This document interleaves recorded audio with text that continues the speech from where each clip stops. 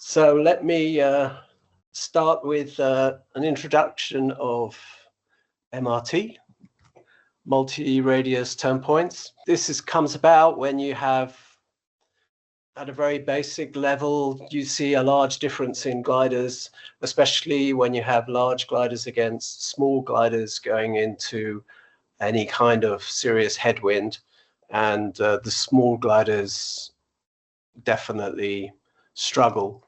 And I first wrote an article about this in Cross Country magazine in 2003 called Size Does Matter. And that was already a very strong subject for me. I mean, most of my life I've weighed 65 kilos, been a lighter weight pilot. And when I first started competing, competitions had a kind of balance between weak conditions and strong racing conditions. So on the weak conditions, the lightweight pilots would have an advantage because you can fly in really, really weak, scratchy conditions and get up and get to goal, where the heavy guys struggle to climb in those very weak conditions. But then the heavy guys win when the conditions get really strong, and you have strong racing conditions. But what's happened over the last 30 years is that all the competition rules have been pushed in one direction to remove the weak side of the competitions. So all the tasks, we go to the strongest places in the world at the strongest time of the year, and we fly if it's a weekday, it just gets cancelled. And so the whole competition scene has little by little just developed, moving away from those weak tasks and into the strong conditions more and more and more. And there's lots of little rules which have chipped away at this balance between lightweight pilots and heavyweight pilots, so that's weak conditions against, which is weak kind of survival kind of conditions compared to strong racing conditions. And you're probably well aware of most of these rules. It's things like task validity rules, where if the task is a difficult one, then the task gets devalued. So that's automatically an advantage for the heavyweight guys. And another one is the rules about load test as well. That's another one. And there's just it's not just one rule, but it's just a combination of one rule after another, after another, after another, over that 30-year period, which has just completely swung the balance towards the heavyweight guys. And it's been a very, very long time coming, this change, but it's really happened now, and you can see that's the way things are. I mean, I could see the same thing happening in hang gliding as well before, but it's much stronger in paragliding. But personally, I think that having that balance between the lightweight competition and the heavyweight competition is something which is valid, and something which should not have been forced into one direction over the years. So there's several reasons for this size advantage. I did make a proposal to Julian the other day about the load test and the lines. The current system we have, you normally load test the heavyweight glider and then use the heavyweight lines on all the other sizes of the glider. Manufacturers can opt to certify other sizes as well. Like on Diva 2, we certified the small as well as the extra large, but then the small could have smaller lines, but then the M had the lines of the extra large, and the ML and the L as well. So, this is a problem. And so I made a proposition that we could perhaps turn that on its head and perhaps certify for load test the extra small glider instead of the extra large glider, and then compensate a little bit by increasing the safety factor on the lines on the larger gliders. So that's already been made as a separate proposal, and this is just one little rule which has pushed things in this heavyweight speed racing advantage for the heavy guys over the last 20 years. And it's just one little rule. It wouldn't completely compensate for things, as we will see in a little bit. So there's many other effects. The Reynolds number effect is actually very small. You know, people have talked about having Reynolds class in competitions, but the actual effect of the Reynolds number change is actually less than 1%. And similar for the boundary layer effect. Luke also talked just now about body drag, and that all the harnesses have the same frontal area. So here you have an in-scale image on the right-hand side showing, you know, if you scale down a large glider down to a small size, what the size of the pilot looks like compared to having the same pilot flying an extra small glider. So it really does make a huge difference. The other big point is that turbulence is not scaled either. So what for a big pilot, let's say it's a chunk of turbulence which is the same size as his glider, on a small pilot you're talking about a chunk of turbulence which is double the size of the glider. So this is actually a huge effect, and much more effect than the other effects we've already been talking about with drag and Reynolds number. So this effect of turbulence on gliders is not only the fact that the turbulence is bigger, but it actually has more effect on small gliders as well. So the size advantage is actually in 3 different areas. There's a performance advantage, a speed advantage, and a dynamic advantage from being larger. I had an aeronautical engineer doing an in-depth study for a year working at BGD, and so he did theoretical analysis and also physical measurements of gliders, and he was comparing the extra small glider to the extra large glider. Glider was actually the Riot, and here we have a plot of the different glide angles for all the sizes of that particular glider, which was the Riot, so that was a high B at the time. So in glide angle, we're talking about 0.5 point in glide. So that's, you know, around 5% improvement in glide. But where things really start to hot up is when you consider the dynamic effect on the glider. That's the way the glider reacts to turbulence. And this is a theoretical analysis of a chunk of turbulence hitting a glider. And when you get hit by a small piece of turbulence, you have a height loss.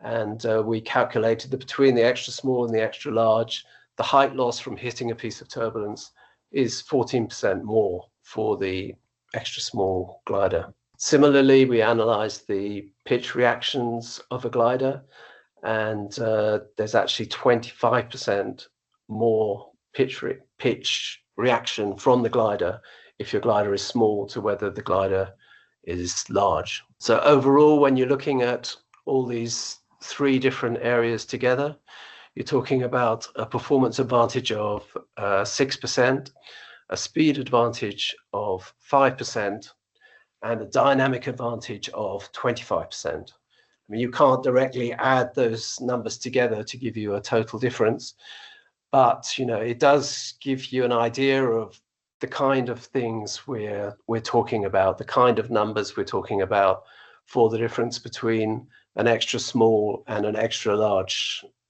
glider. I think it's important to remember that here we're talking about the difference between an extra small to an extra large. So that's, between 65 kilos up to 125 kilos. And the effect for the small pilots, the pilots between 60, with a total weight of between 65 and 90 kilos is like 3 times the effect of what it is for pilots over 90 kilos.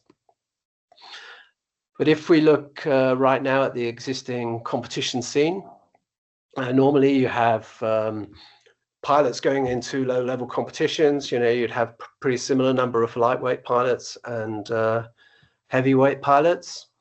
And then after a couple of competitions, quite a lot of the lightweight pilots will give up simply because they didn't get the results they were hoping for. And all the heavyweight pilots would stay there. And then over time, you get a few more heavyweight pilots added, and then you add heavy gear on top of that. And this is kind of the situation we have right now. So we're talking about the sport being really dominated by heavyweight pilots. I mean, by heavyweight, I'm talking 80 kilos and over.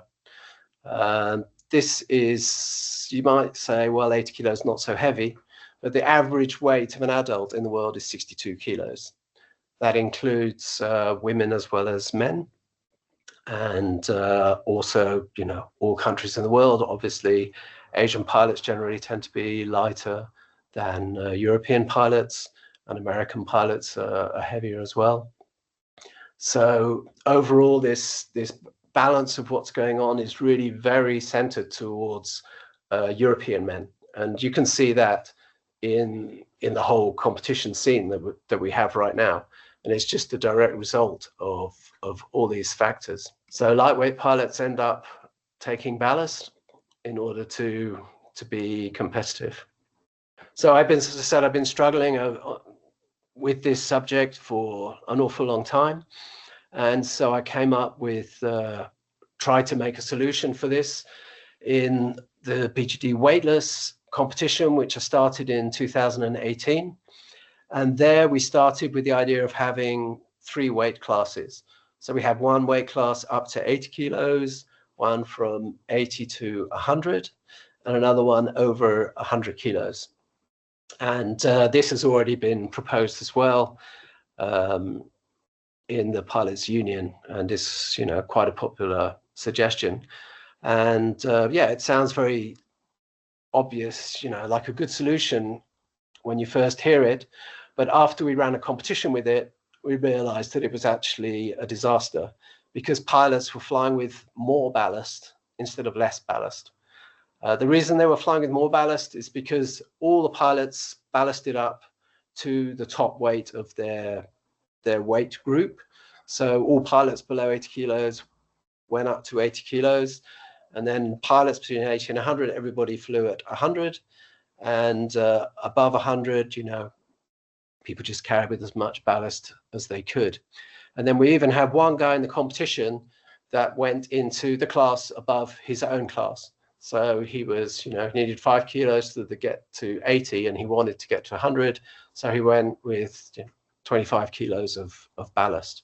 So, for me personally, I've always opposed flying with ballast, and I've never carried more than 5 kilos of ballast in my whole flying career. But nowadays, that's an impossible way to be. You just can't get away with, to be a 65 kilo pilot and not carry ballast is just completely uncompetitive in the current scene. So after that, we decided, okay, well, how can we do another solution? So we looked at a handicap scoring system. So that system basically gave a small, it was 0.25% penalty for every 1 kilo that you increased your weight. And the system worked reasonably well. But I think the biggest drawback we found was that the light pilots were not able to lead. They were not able to lead the competition. They were out of the race, and then they were compensated after the task was finished.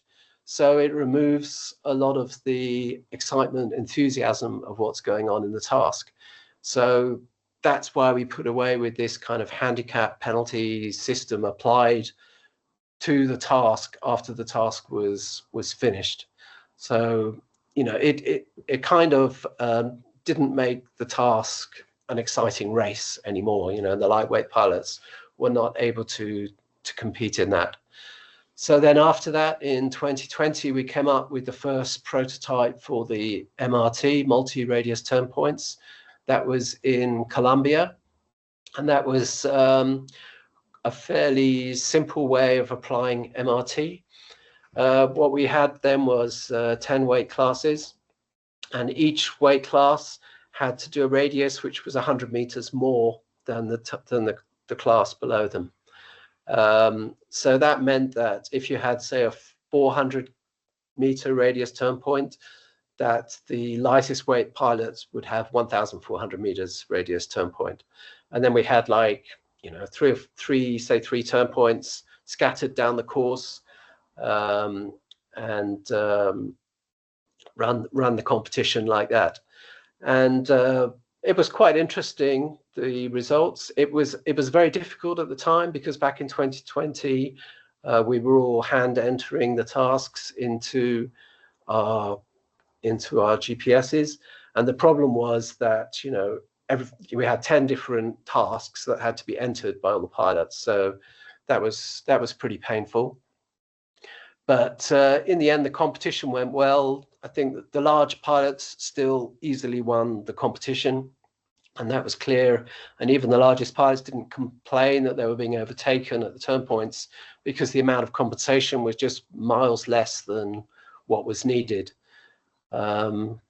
So then this year we ran the latest version of the weightless in 2025 in Laranha, and we had Daniel Dimov write a whole new software scoring system for us.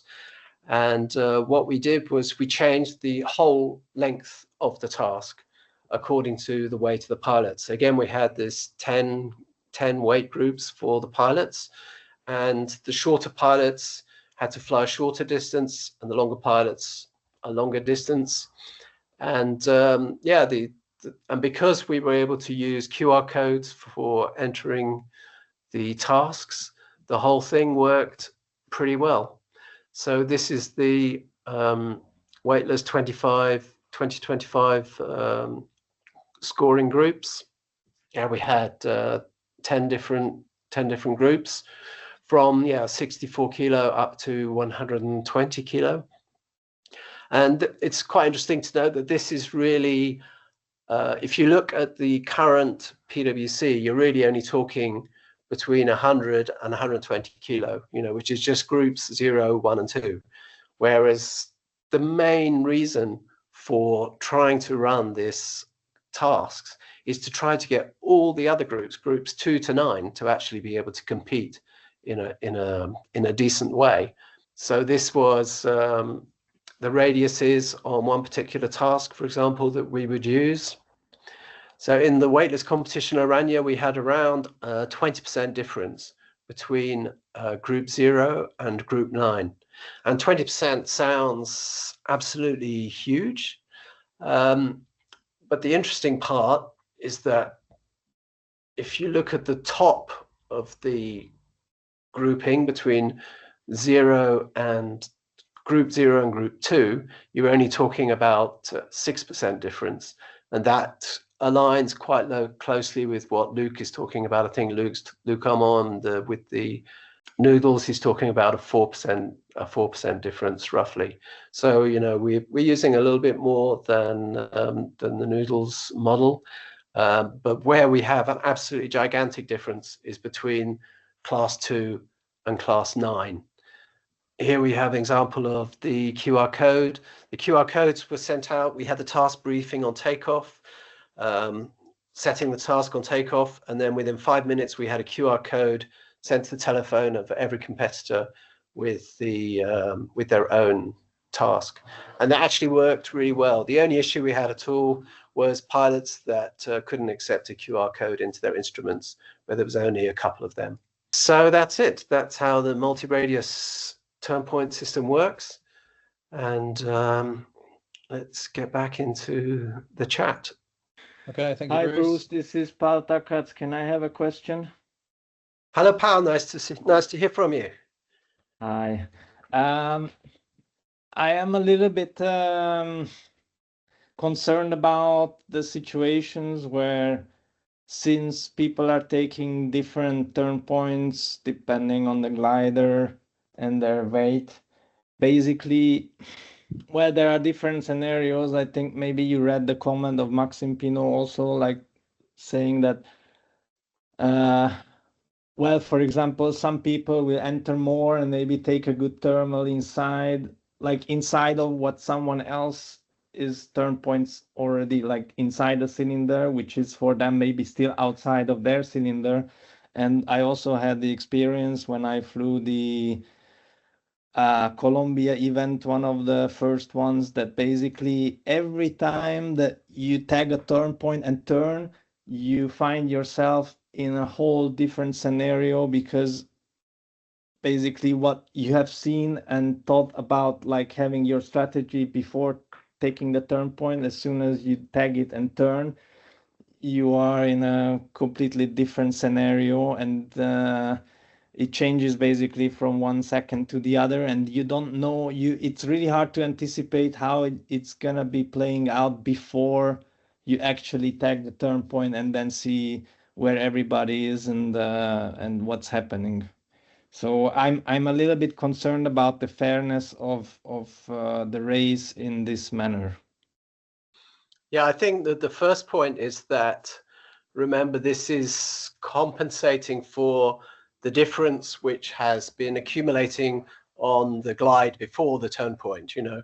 So in the glide before turn point, some people will be lagging behind slightly, and they would need to take, the smaller gliders need to take a higher climb in order to be able to stay with the bigger gliders.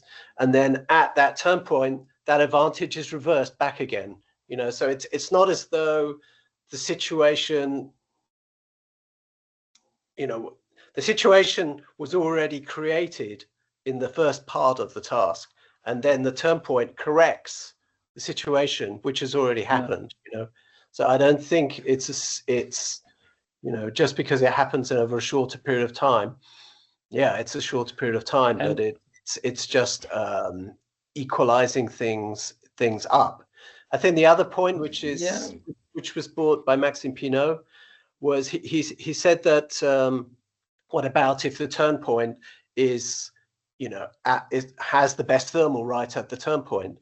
You know, I think that when you're flying cross country, you know, the thermals are spread all over the place, and yeah, sometimes you have to fly a bit further to get to the thermal, but there's no doubt that if you have a shorter task, you have to fly a shorter distance, and it's quicker and easier. You know, so overall, you know, yes, sometimes a bit worse, sometimes it's a bit better, but the overall average gives you an advantage by flying a shorter task. You know, it's never actually a disadvantage to have a shorter task. And what do you think about this other idea that is circulating around, that is, and maybe with your experience of the MRT, because I'm not discarding it, I'm just asking questions, like I think it's, generally speaking, it's a good idea to compensate. Maybe it's a good solution. But how about using your knowledge, like your experience through these MRT competitions, and how about everybody still flying the same tasks, but then compensating after reaching goal?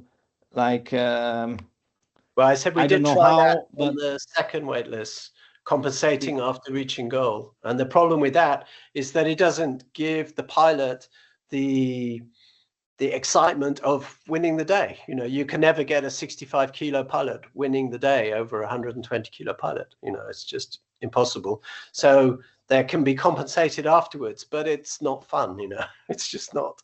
It's not the same as being first in goal. Then at least we could eliminate the problematic of not actually flying the same task, because if we all have the same turn point radius and we all take the same thermals, then we are having a more fair competition, and the only kind of unfairness, if you want to say, is that not the first pilot in goal might not be the winner, but at least everybody had the same route and the same kind of tactic to fly the task. I mean, not the same, but I mean, they I had the think same chances. That it's very, very early days with MRT. You know, we've started working on these systems back in 2018, but only this summer did we have the latest incarnation of MRT. And every time we do a competition, it's like 10 times better than the time before, because we solve some new problems, we come up with new solutions, and the competition gets better, because we can also use MRT for glider classes as well. You know, that will work really well, and we could even combine glider classes and weight at the same competition, which is also a great idea, but it's just even more complicated and even more sophisticated. We've only done one competition. It was pretty good. We need to do more, and it will take time to evolve these things. You know, it's like, you know, hike and fly is a different kind of event as well, and now we've had whatever 500 hike and fly competitions, and the rules are changing. We're evolving a bit. We're seeing different equipment, different material, different people in the competitions, and these things take time. And it's the same with MRT. You know, this is a new direction, and it will take time. But what I'm really, really hoping is that, first of all, we will have a much broader number of pilots flying in competitions. So, you know, it's going to be a lot of, I would expect double or triple the amount of pilots in competitions if we ran competitions like this. And the other big advantage, well, no ballast. That's another advantage, because when you're flying with MRT, people were actually unloading ballast. They said, oh, I have to fly so much further. When I wear ballast, I'm going to unload it. And then the third thing is that you don't need to fly with heavy equipment anymore. You can just fly with your normal equipment, and that works fine. So, you know, I think there's a lot of advantages, but, you know, it's going to take a whole new evolution in the way the sport is run. And I think it needs to start in, you know, class 2 events, and perhaps, you know, have more and more class 2 events. And we will for sure also evolve the rules and the way the system works. And at the last Weightless, we did, you know, we gathered a lot of data from the competitors, from all the tasks, all their weights, and how they performed with different class of gliders and different weights. And we're just doing a statistical analysis of that to fine-tune all the, you know, the compensation numbers, you know, because those numbers can be adjusted to whatever we want. And the more competitions we have, the more results we get, and then we can just fine-tune the numbers to get exactly the right amount of compensation. You know, we don't need any theories. Yeah.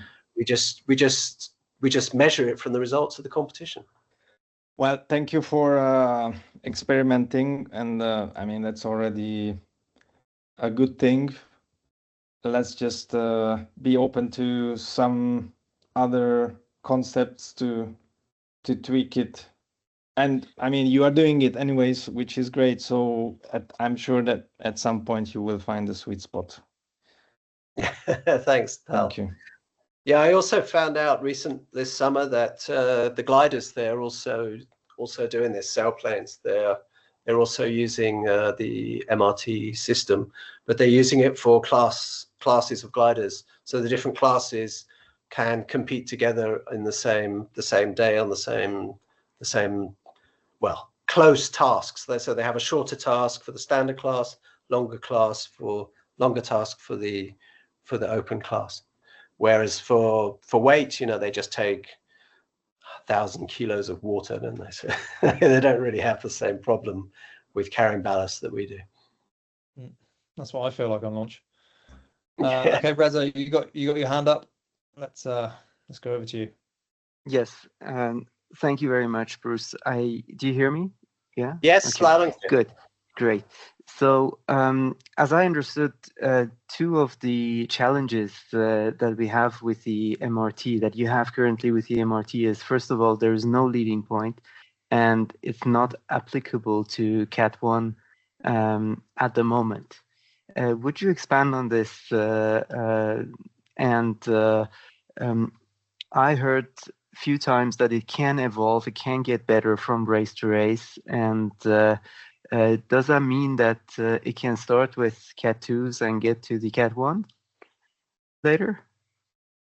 Yeah, I mean, leading points is, a fairly recent addition to competition flying, and is actually an advantage for heavyweight pilots. We mustn't forget that, because absolutely. if you're a bit faster, a bit heavier, you're going to get more leading points. So to me, the idea of removing leading points is something that adds more equality to competition. So to me, it's not a disadvantage to remove leading points. But I think that I think it's the start of a new direction if we were to do this. It's not, I think that this is the biggest difference between the equalizers. The equalizer is something you can apply to our existing competition scene with all the competition rules exactly as they are. Whereas what I would like to see is a more open competition where there's more balance between the way the tasks are run, and we have less racing and more, we have a balance between racing tasks and survival tasks. This is my favorite kind of flying. Okay. And do you see like any differences between tasks in the Alps and in the flats? Did you make any? Did you see any differences between those tasks? Well, we've only done one with the latest version of MRT, which was in Lauragna, which is kind of, between the flats and the Alps. It's kind of halfway in between. And I think it worked very well. I think it's probably works better where you have turn points which are quite low. If you're like stuck on a ridge, then things, the geometry of the turn point can be more limiting. Just to say, just one thing I forgot to mention is that with the MRT, we didn't use MRT for the start or the finish of the competition, only the turn points en route in the competition. And then also the task committee, they can choose to not have MRT on some turn points if they don't want it for any particular reason, for a safety reason, or if there's, a place which you have to go to and you don't want to stop before it, for example, So that's up to the task committee to set the task. Thank you, Bruce. Okay, Eduardo, I think you're next. Hi, Bruce. I was wondering about task design, because you should have some special task design in the sense that if you have very, very few turn points, you cannot use it, or maybe you have to make a bigger difference in those few turn points. If you have tailwind tasks, things can go different. I mean, it's like a challenge for task design also, this MRT. And what are the challenges that you have found or that you have fought, because you only made this last version on the Alpine area? Yeah, because there's one, you do need a reasonable number of turn points. I would say you need 4 turn points minimum to really make it work. And we always had it in mind that if there were too few turn points in the middle of the task, you can do a little back and forward, which adds two extra turn points and makes a lot of MRT difference if you need to. So there's some task setting tricks you can use to make the MRT work better if you need to. But one thing you can't do is have open distance tasks. Of course, you can't do like they're doing in Brazil. with MRT. You have to have a turn point task. I guess, you know, I think the minimum would be 3 turn points, I would say. And Okay. the comps you have done up to now are more like mid to low level pilot comps. Do you think higher level pilot comps will make things different? I think that we would need to fly with, I mean, the last competition we had was up to END, so it was mostly ENC and D pilots flying. And I think that we need to run MRT with that level of competition. So, you know, Cat 2 competitions for at least a couple of years, and run, you know, maybe 20 or 30 competitions to really get a feel of it and the advantages and disadvantages. And like I said, you know, we can also incorporate the class of glider in there as well. But first of all, I'd like to really get the weight accurately compensated for, and then we can add the compensation for the amount of the class of glider as well. And then it'd be very nice that we can just have one competition, one task, and then you can have different weights, different classes, and you just have one winner. That would be a very nice, a nice thing to do, I think. And it'll come quite easily. Okay, on to Dombey Fly. You've had your hand up for a while. I don't know what your real name is. Just comes up as Dombey Fly. Do you hear me? Yep. Yeah, I'm Sila Dombey. Hi, Bruce. I would like to ask you a question about, do you consider to play with the time? Because Paul said that we have to fly the same track. And what if we would do the cylinders like the SSS, that the higher weight pilots need to spend more time inside the cylinder, and lower weight pilots can turn immediately? And it can be an advantage if there's a thermal, but also a disadvantage if you don't have any thermal and you have to turn there and lose height. So we can combine this with also minimum height or maximum height, what you can get from this time, with what you have to spend in the cylinder. And also we can make different reach in goal height for the different weight categories, so that they don't arrive everybody so low, but need to turn more thermals to reach higher in the goal. Yeah, I think one thing that was nice about MRT is, in the competition we did, was that it reduces the congestion, it reduces the crowding and the gaggles in the competition, because you say, you know, people are spread out more and turning in different places, and there's not everybody all turning at the same time in the same place. But I think your suggestion would actually increase congestion, so that might be a disadvantage of that way of doing things. Personally, I think the changing the radius of the turn point works pretty well. You know, I think you really need to try and fly a competition using this rule to be able to understand how it works and see the effects. You know, it's yeah, it's just works smoothly. You know, there's really very few issues coming from running a competition like that. You know, what Power was talking about, you know, changing the mentality. Yeah, maybe if you're always chasing other people, then yeah, maybe those people will change when you hit the turn point.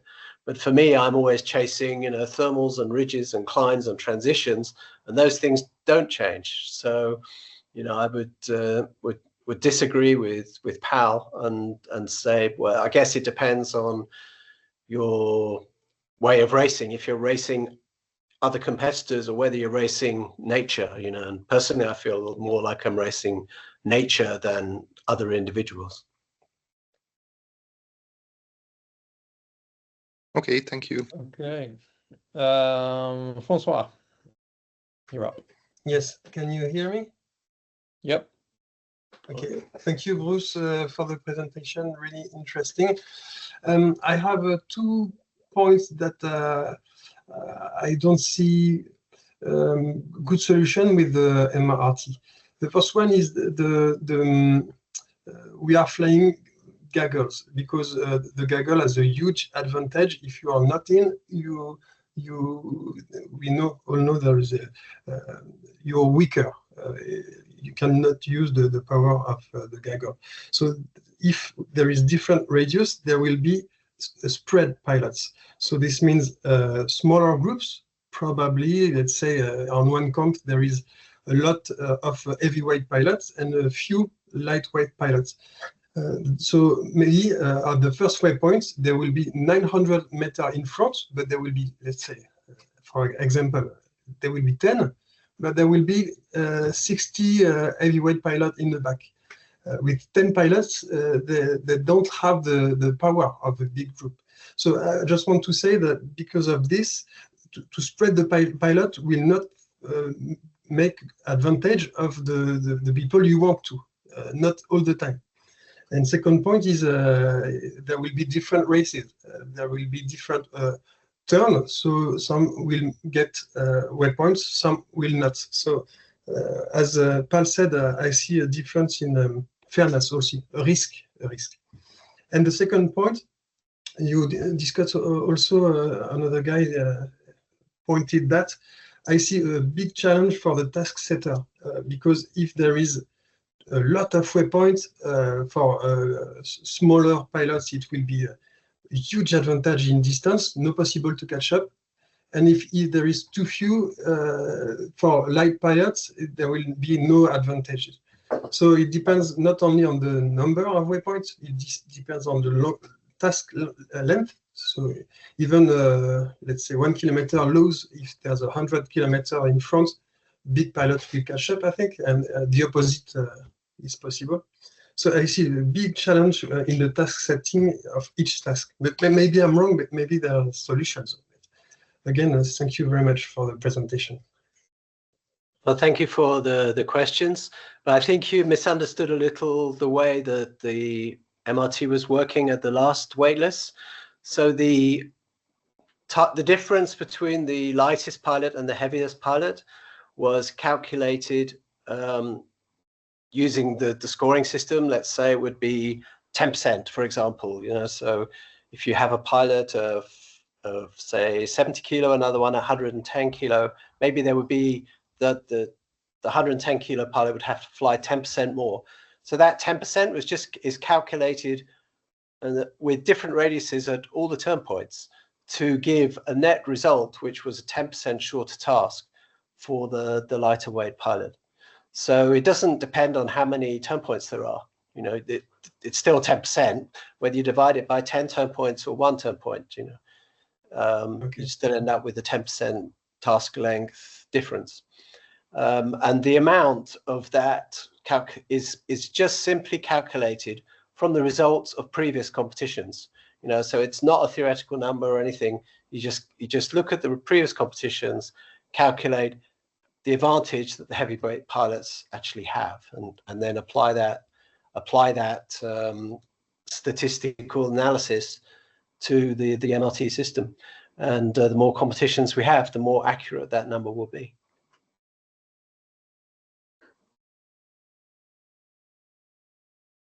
Okay, Reza has his hand up. Yeah, Bruce, I was wondering, what are the technicalities of task setting with MRT? Do you have like developed the software, the task setting software to run MRTs, or what does that entail? Yeah, Daniel Dimov has already developed this into a system that we were using at the at the last waitlist, and this is available for other competition organizers to use. So yeah, that's not a problem. And the second part of the question is for specific kinds of tasks. I think the main point is that you need tasks with at least 3 or 4 turnpoints. You can't just, you don't want to have tasks with a very, very small number of turnpoints, because then it really scatters things around. But when you have, say, 6 turnpoints in the task, at each turnpoint, you really don't see a major difference between the competitors. The lightweight pilots are already far behind, and then they catch up a bit at the turnpoint. It just kind of naturally adjusts for what's already happening in the sky. It's not as though the heavyweight pilots go behind. The heavyweight pilots are normally leading, and they go in there first, and then the lightweight pilots catch them, and they come out level with the heavyweight pilots. So it's an equalizer. It's not something which is which makes things unfair. Makes things more fair. Thank you. Well, if the gaggle stays ultimately together, then that it's normally the gaggle is a heavyweight gaggle. Yes. So you end up with a heavyweight gaggle going in there first, and then there's the second gaggle, which is the lighter weight pilots, and then the lighter weight pilots then can mix in with the heavy ones again after the turnpoint. Another thing that happened in the waitlist was, well, my son Tia's flying.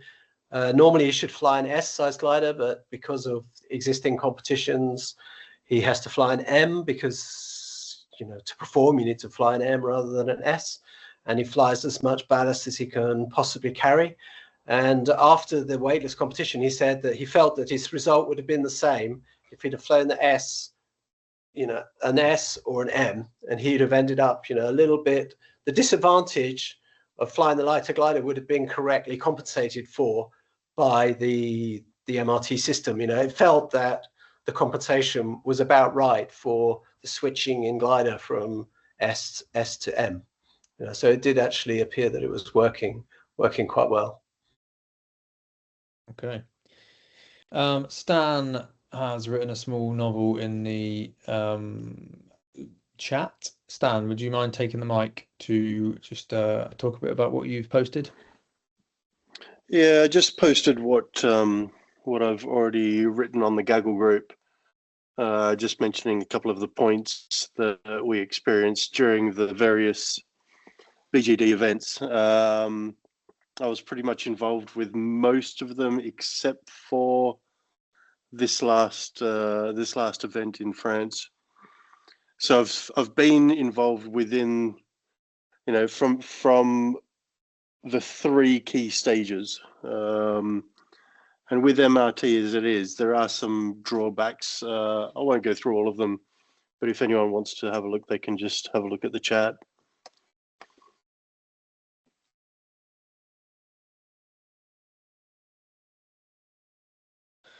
Okay, over to Kuba.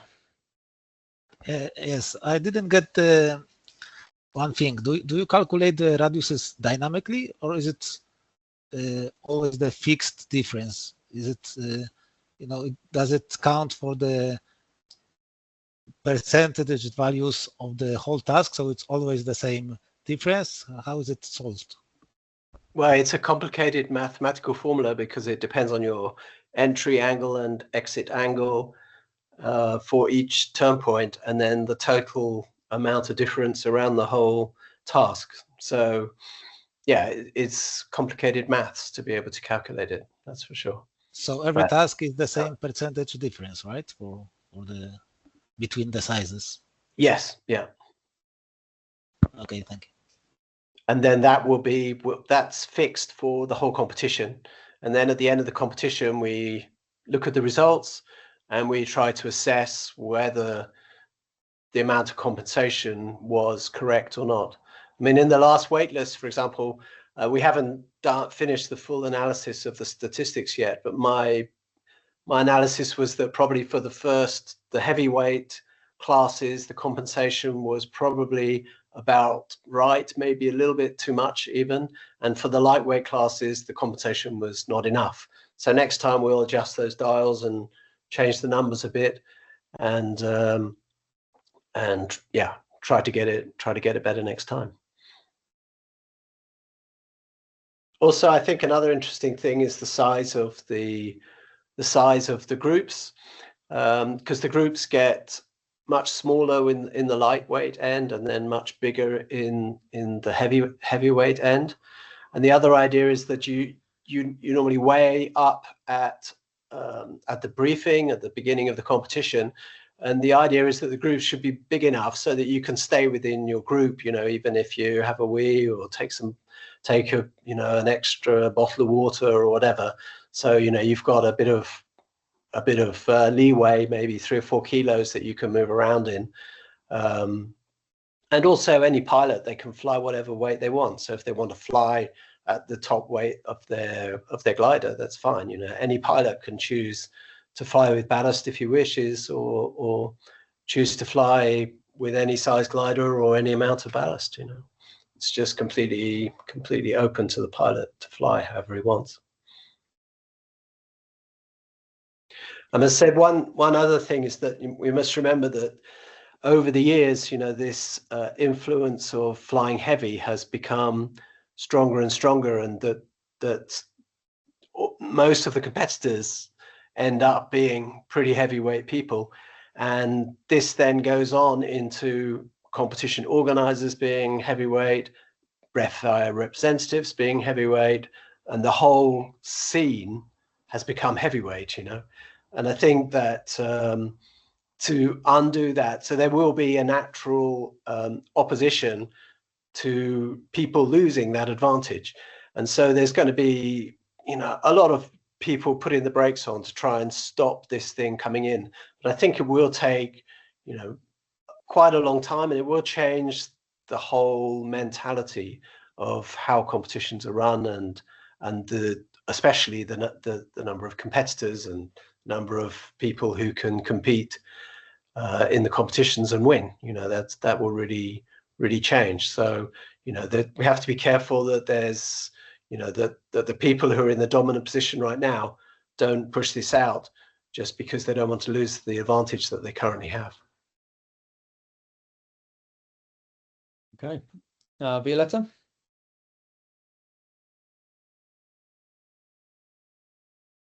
I cannot hear you, Violetta. The floor is yours. Thank you. I'm off mute now. Thanks, Bruce, for the presentation. It's always good to see innovation in the sport. I think what you say about, the bias of people wanting to keep things the same is really important.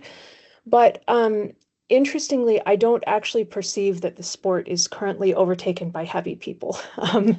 And a lot of the recent world champions, for example, are people who are on the medium side, I would say. And so I wonder why you're stating that. I absolutely agree with you, by the way, as a 65 kg person, that there are advantages to ballast, and that's why a lot of us take it in order to compete. But why are you saying that, there's the advantage is all on the fat kid side when, we see actually a lot of pretty small people winning with ballast? Winning with ballast, yeah. Well, I mean, you need to do, it's an impression I get, I think we need to do a statistical analysis of the average weight of pilots and who's winning and who's not winning. I haven't done that, so it would be a worthwhile exercise to try it, I would say. Unlike other things, that's probably something we can actually look at data for now relatively easily. So, well, except that is there full records of the weight of pilots in competitions? Technically, PWCA, for example, collects that. You have to, and it's not verified. So when you register for races, you have to say what your takeoff weight is, or what your your body weight is and then what glider size you're flying. There can be changes to that. So there could be, you know, bias in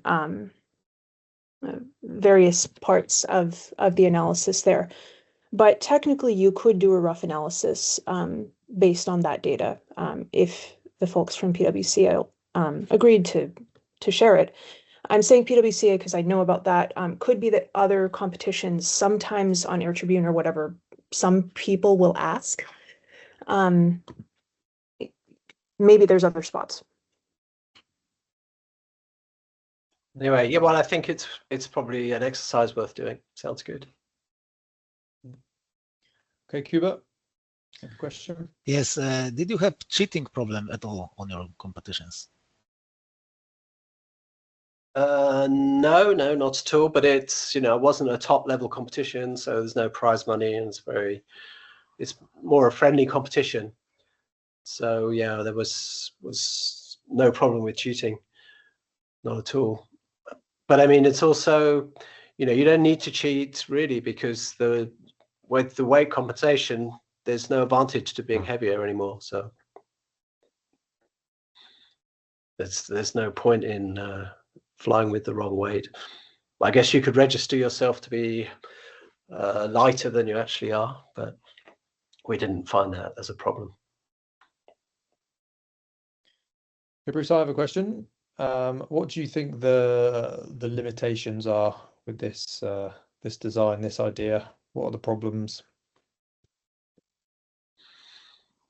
Yeah, I think the biggest problem is probably the opposition to change by the existing hierarchy. I would say, I think that it needs to be, as I said, it needs to be tested and developed over time, and things will change and evolve and get better. I'm very excited about the idea of having glider classes mixed in with glider weight as well, and double compensation going on. It's an interesting idea which we've never tried, so I think that should be good. Yeah, I mean, I haven't seen any limitations at the moment, but you know, I'm sure there will be some. There's obviously advantages and disadvantages with every system. And you like the idea of having an overall winner still in the competition? Like what's this solving that the say different weight classes wouldn't? Well, with different weight classes, you end up with 3 winners, yeah, instead of 1. And the other advantage of the MRT is that the first across the line is the winner, you know, which is nice, and that can be a light person as well as a heavy person. So I think the one that flies best is really the one which will win the competition. Well, I think I'm going to call it a day. It's 3 minutes past midnight here in Turkey. You don't want to waste your flying out there, that's for sure. Going to be up flying early in the morning again. Right, well, thank you very much. Thank you, Bruce. And yeah, we've just gone past 10 o'clock, so good timing for that. But thank you everyone who has joined both meetings, and thank you, Bruce, for your time. It's been great. Thanks, Bruce. Thanks a lot, Martin. Nice to hear you. Yeah, cheers guys. Thanks a lot. See you soon.